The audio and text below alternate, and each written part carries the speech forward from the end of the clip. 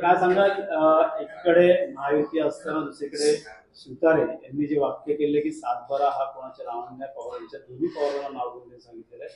एकंदरीत त्यांची भूमिका वेगळी आणि महायुतीमध्ये असणारी भूमिका वेगळी. काल शिवसेनेचे शिवराळ नेते विजय शिवतारे यांनी अत्यंत चुकीच्या अशा प्रतिक्रिया आमच्या सगळ्यांचे राष्ट्रीय अध्यक्ष, राज्याचे उपमुख्यमंत्री माननीय अजितदादा पवार साहेबांबद्दल दिल्या. माजी मुख्यमंत्री एकनाथरावजी शिंदे यांना विनंती आहे की सातत्याने राष्ट्रवादीची असलेली शक्तीस्थळं, स्वाभिमान, मग ती बारामती लोकसभा असेल, रायगड लोकसभा असेल, याच्यावर वारंवार शिवसेनेचे नेते हे टीका टिप्पणी करत असतात. माझी माननीय मुख्यमंत्र्यांना विनंती आहे की त्यांनी आपल्या नेत्यांना आवरावं, अन्यथा आम्ही देखील राष्ट्रवादीचे स्वाभिमानी कार्यकर्ते आहोत. कोणाला जर वाटत असेल की कल्याण लोकसभा खूप जिंकणं सोपं आहे, तर राष्ट्रवादीचा स्वाभिमानी कार्यकर्ता वेगळा निर्णय निकाल देखील कल्याण लोकसभेमध्ये लागू शकतो. त्यामुळे जिल्ह्यातील महायुतीचं चांगलं वातावरण राहावं असं जर माननीय मुख्यमंत्र्यांना वाटत असेल तर आपल्या वाचाळवीर शिवराळ विजय शिवतारे यांना अडवावं, त्यांना योग्य ती समज द्यावी. अन्यथा आम्हीही स्वाभिमानी कार्यकर्ते आहोत राष्ट्रवादीचे. आमच्या नेत्यांवर, आमच्या शक्तीस्थळावर, आमच्या स्वाभिमानावर जर कोण घाला घालत असेल तर कल्याण लोकसभेमध्ये देखील वेगळा निर्णय आणि वेगळं चित्र हे दिसू शकतं. एवढंच मला या निमित्ताने बोलायचंय. कळस येतोय असं देखील ते म्हणाले आणि 505 लाखांहून अधिक लोक पवारांच्या विरोधात आहे असं देखील वक्तव्य केलं जातं.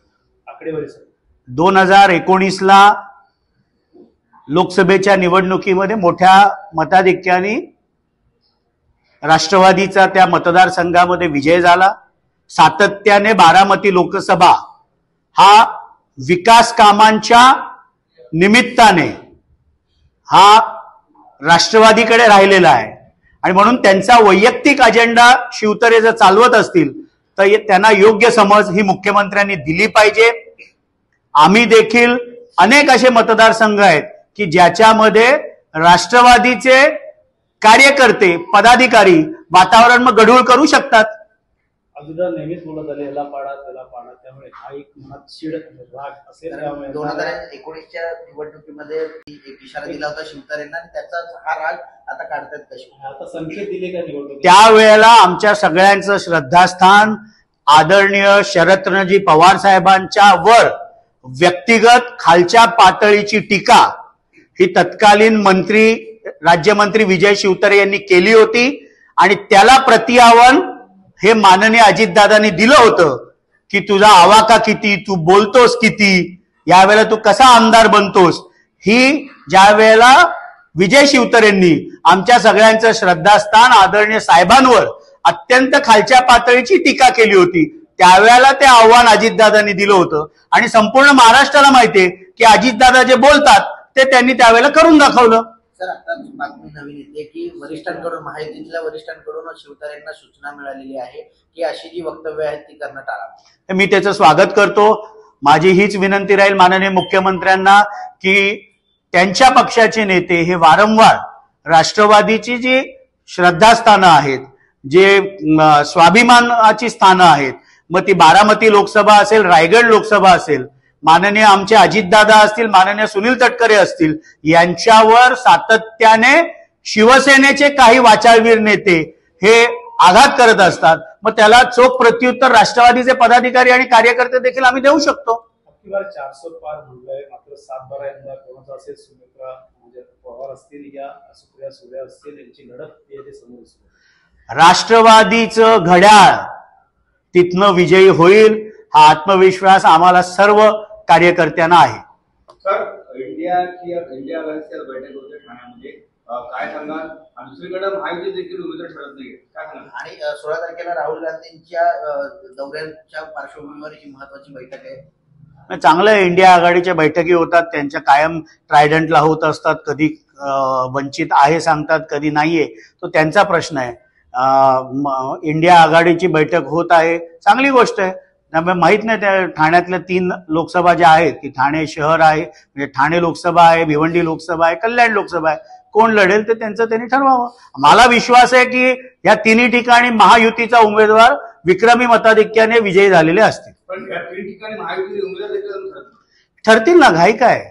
2 ठिकाणी तर म्हणजे जे आहेत केंद्रीय मंत्री माननीय कपिल पाटील साहेब भिवंडीमधनं आहेत, डॉक्टर श्रीकांत शिंदे कल्याणमध्ये, त्याबद्दल योग्य तो निर्णय वरिष्ठ घेतील आणि लवकरच सन्मानपूर्वक प्रत्येक पक्षाला जागा मिळून महायुतीचा फॉर्म्युला येईल. आपल्याला काळजी करायचं कारण नाही काय. तर ठाण्यात चेहरा मिळत नाहीये शिंदेगड, बघायला गेलं तर भाजपने देखील दावा केलेला आहे, त्यामुळे आपापसात कुठेतरी आता इथे रस्सीखेच सुरू झालेली आहे. मी काय सांगितलं की खासदार म्हणून तुमचा अनुभव कसा? नाही, भाजपचं केंद्रीय नेतृत्व माननीय गृहमंत्री अमितभाई शहा, भाजपचे राष्ट्रीय अध्यक्ष माननीय JP नड्डा साहेब, राज्याचे मुख्यमंत्री माननीय एकनाथरावजी शिंदे, राष्ट्रवादीचे राष्ट्रीय अध्यक्ष राज्याचे उपमुख्यमंत्री माननीय अजितदादा पवार, भाजपचे राज्यातलं शीर्ष नेतृत्व उपमुख्यमंत्री माननीय देवेंद्र फडणवीस साहेब, हे सगळे नेतेगण बसतील आणि लवकरच याच्यातनं मार्ग निघेल. तर महायुतीमध्ये राष्ट्रवादी काँग्रेसच्या 4 ते 5 जागा सुटणार आहेत, परंतु राष्ट्रवादी काँग्रेसचे जे काही घड्याळ आहेत त्यातले काही उमेदवार त्यांना भाजपच्या चिन्हावरती लढा सांगणार आहे, अशा एका सूचना पक्ष सूचना दिल्यात. काल देखील आमचे प्रांताध्यक्ष खासदार माननीय सुनील तटकरे साहेबांनी स्पष्टपणे सांगितलं की सन्मानपूर्वक जागा या तिन्ही महायुतीतल्या पक्षांना मिळतील. तो पक्ष त्यांच्या पक्षाचं चिन्ह घेऊन लढेल. राष्ट्रवादीचे सर्व उमेदवार हे घड्याळ चिन्ह घेऊनच लोकसभेची निवडणूक लढतील. शिवसेनेचा तिथं त्रास दिला तर इकडे राष्ट्रवादी कशामुळे काम करणार, ठाणे, कल्याण आणि भिवंडीची जागा आहे त्या ठिकाणी मोठ्या संख्येने राष्ट्रवादी, तुम्हाला देखील मोठ्या संख्येने इथं जयते. माझं स्वतःचं वैयक्तिक स्पष्ट मत आहे की महायुतीचे उमेदवार विक्रमी मताधिक्याने तिन्ही लोकसभा मतदारसंघ, मग ठाणे असेल, कल्याण असेल, भिवंडी असेल, इथनं विजयी झाले पाहिजेत. पण सातत्याने शिवसेनेचे शिवराळ वाचारवीर विजय शिवतरे हे आमच्या स्वाभिमानावर, आमच्या शक्तीस्थळांवर आघात करणार असतील तर राष्ट्रवादीचा स्वाभिमानी कार्यकर्ता कल्याणमध्ये वेगळं निर्णय आणि वेगळं चित्र देखील मग दिसू शकतं. त्यामुळे माझी माननीय मुख्यमंत्र्यांना विनंती आहे की आपल्या नेत्यांना आवरा.